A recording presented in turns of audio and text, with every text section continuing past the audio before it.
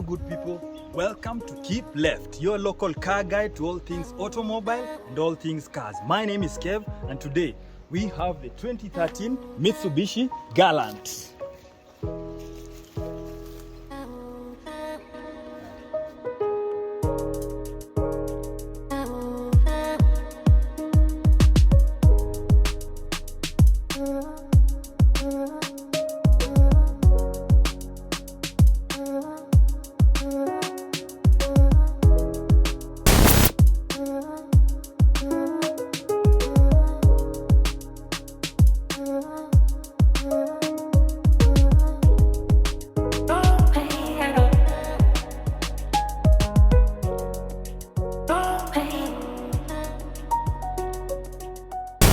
Why this Japanese giant automobile manufacturer called Mitsubishi? I'm sure when you look at this car, the first thing that comes to our mind is the Evolution 10, isn't it? So let's do this. Let's check under the bonnet and see what we have inside there. So under the hood of the Mitsubishi Galant, we have a 1.8 liter MIVEC engine. And the MIVEC basically stands for Multi-Innovate Valve Timing Electronic Control. And that is basically Mitsubishi lingo for VVTi, which gives you both ends of the world. It will give you power when you need it and good fuel economy. Now, without further ado, let's take a look at the inside of the car, because this is where you spend most of your time while you're driving.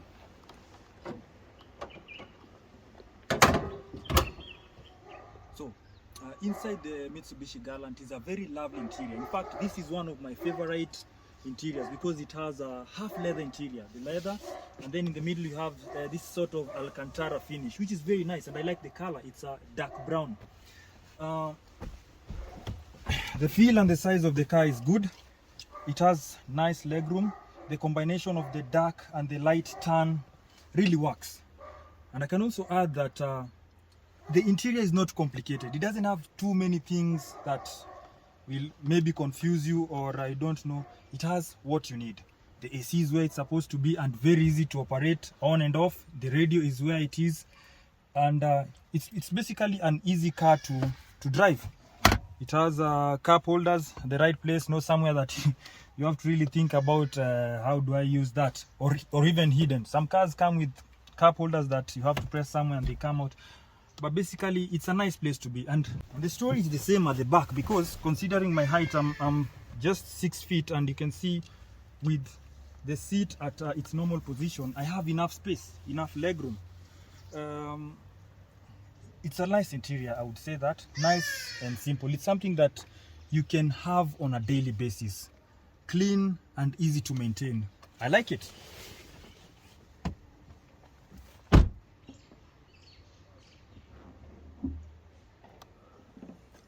And for all you people who are wondering, does it have enough space at the boot for me to carry my car or a gunia of potatoes? There you have it. In fact, if you have ulterior motives and probably in your lifetime you're a kidnapper, guess what? Good space to kidnap someone, and you can do it without even anyone noticing. So now, the car looks good. I think it's one of those cars that has a lovely shape in its particular class. So, but how well does it drive? Let's take a ride.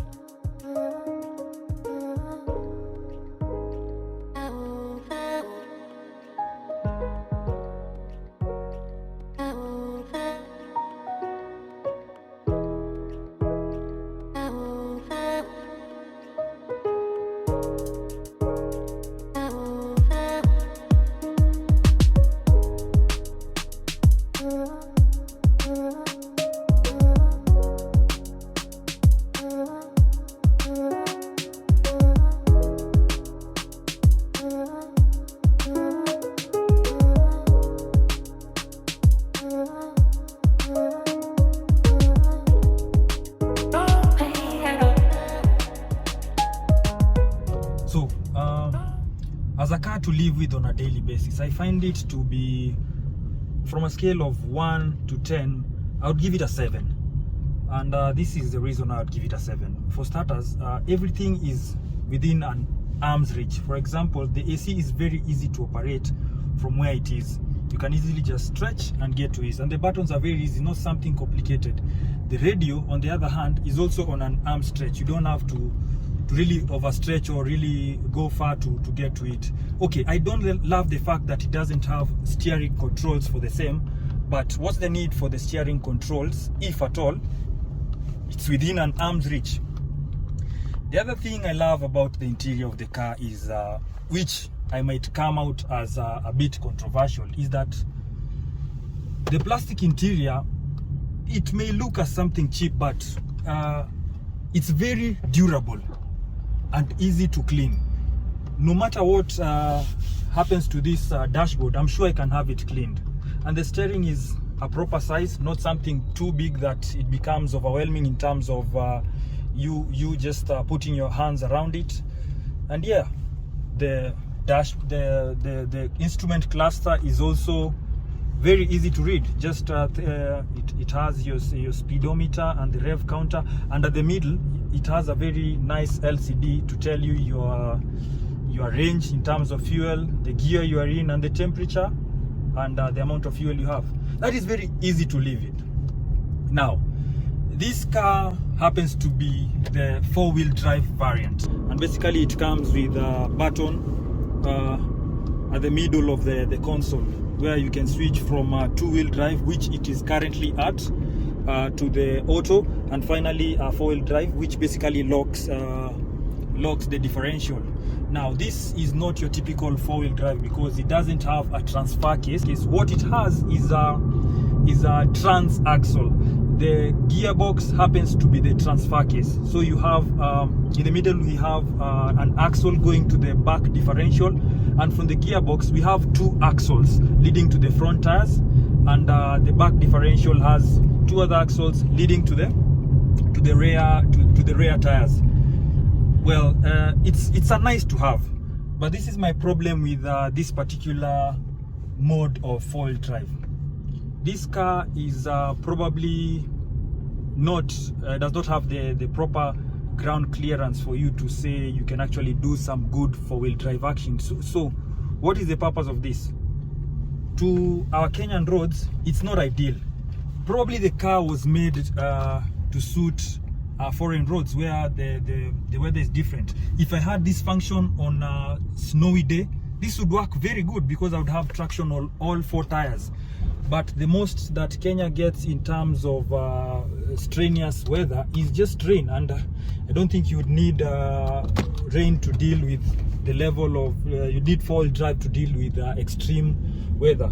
If it is off-road, this car will see most of its life on roads like this. So what is the sense of this 4-wheel drive? I won't say it is out of place, but it's a nice to have. It's not something that you can write home about, but it's a nice to have. And when it comes to what I don't like about the car is I don't like the fact that there's nowhere where you can put your phone. If you look, all the consoles are it's a console for cup holders. The other one is for your coins, basically, and the cigarette lighter. And this one has an electronic at the ETC, the ones for the toll roads. So basically there isn't anywhere I can put, and it's not like I'll put my phone in the glove compartment. So that is something that makes it it's something that wasn't well thought about, because if you think about it, phones have become part and parcel of us. So that becomes difficult. In fact, for right now, I'm actually just putting it next to me. The second thing I don't like about this Mitsubishi Galant is the gearbox. This particular model has a CVT gearbox, and what I don't like about it is when you're doing speeds of around 70 kilometers per hour, and then you come to a slow of probably 20 to 30 kilometers per hour, or even a proper stop, when you engage, when you press on the pedal to get you moving again, the car feels like it it was dead, it is jolted up again. You don't have that smooth takeoff. It jolts itself. Two buttons that I find quite useful in this car is the traction control, and basically it is this button here. Normally the car being a four-wheel drive car and having the auto mode, the traction control happens to be active all through. It's only when you switch it to two-wheel drive and lock diff probably where you might lose the functionality of the traction control. The second button is this button down here, which is written A, S, and G, this one here. The function, this button here, I hope we can get that. Yes, that button. The function, basically what A, S, and G stands for is automatic start and go. And this becomes quite useful in traffic. When you come to a halt in traffic and you have that button active, the car will automatically switch itself off for so long as you have you have pressed your foot is on the brake pedal, and when you depress the brake pedal, the car will start itself again. I think that is quite useful. It can become annoying when you're in traffic that has sporadic movements. You're moving on and off. So basically how it works is when you start the car, it is automatically on. So basically what you need to do is press the button, and on the screen it will say A, S, and G off. That means the automatic start and go is off. So now basically when you're driving, it doesn't stop anytime the onboard computer feels like the car is in a traffic halt. I think that's useful, but in some cases it can be quite annoying. But it's a good to have. You don't have to put your car off to conserve fuel. You just press the brake and the car shuts itself off. It's a nice to have. So the most important question is, how much does a Mitsubishi Galant cost? This particular model will cost you 1.2 million Kenya shillings to 1.4 million Kenya shillings, with the Super Exceed and the Ralliart version being much more expensive. And if you ask me, in its class, this car is actually the cheapest, with competitors such as the Toyota Premio, the Toyota Allion, and finally the Axela. This happens to be the cheapest in its class. Even the dog agrees. So if you like this type of content and you love cars, guess what? We love you. So show us some love, like, share, and subscribe on YouTube. Follow us on Instagram, Facebook, and Twitter. And for us from here on, it's peace. Don't